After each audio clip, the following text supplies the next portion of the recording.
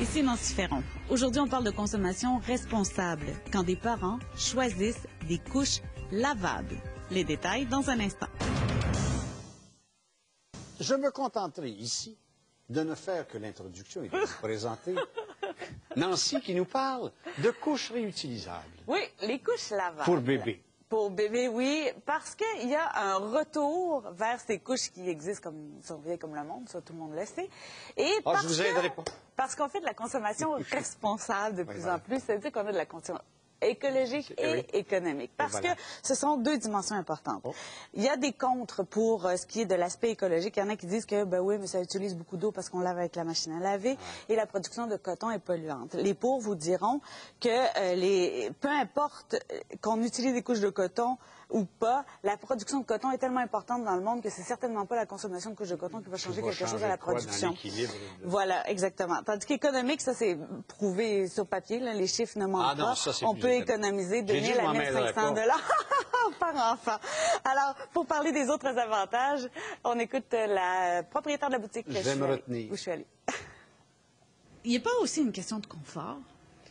Dans le coton, ben c'est clair que tout ce qui est coton, puis c'est pas seulement coton, il y a plusieurs matières maintenant qui composent les couches.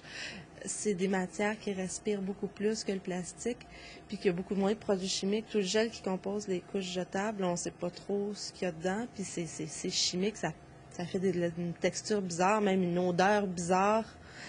Maintenant, dans les couches jetables, sont tellement faites pour qu'il n'y ait plus aucune humidité.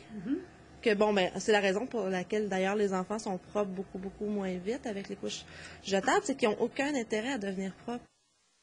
Et il y a plein de modèles, mais là, quand je vous dis plein de modèles, là, on va vous en montrer quelques-uns, vous allez comprendre. On est dans la haute couture? Oui, tout à fait. Oh, presque.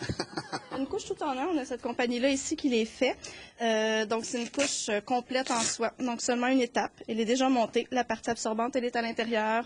La partie imperméable est à l'extérieur.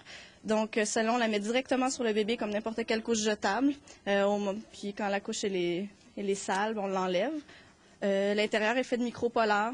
Donc, ça laisse le bébé avec une impression d'être au sec. Mais des couches à poche, c'est comme celle-là ici. C'est le même principe que la couche tout en un. Donc, intérieur de micropolaire. Mais la partie absorbante de celle-là, ça retire de la couche. Donc, pour simplifier le lavage et que ça soit plus rapide au séchage. Ça, Véronique, c'est une couche de bambou. Oui, c'est de la fibre de bambou. La fibre de bambou est 60% plus absorbante que le coton. Donc, celle-là, c'est un modèle de couche préformée. Donc, on installe la couche sur le bébé. Donc, ça, c'est seulement la partie absorbante de la couche. Donc, il faut mettre la couche imperméable. Donc, on met un surcouche qui est la partie là, qui va empêcher le bébé d'avoir une fuite.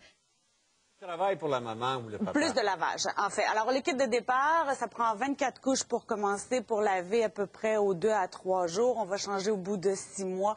Ça coûte à peu près 300 $ avec le seau. Merci. Ça me fait plaisir.